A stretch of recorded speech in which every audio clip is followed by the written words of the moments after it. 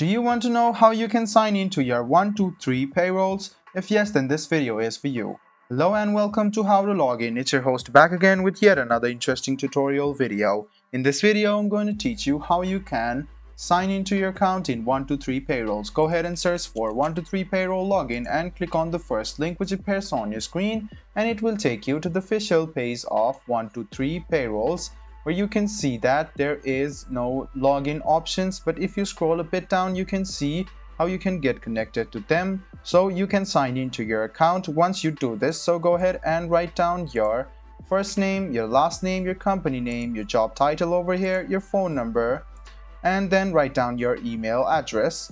So go ahead and write all of these down and click get started. And then you can see a mail will be sent to your email, and you can click on that mail and you can sign in and sign up for 123 payroll. I hope this video was helpful for you. If you still have any kind of confusion, please do mention us on the comment section down below.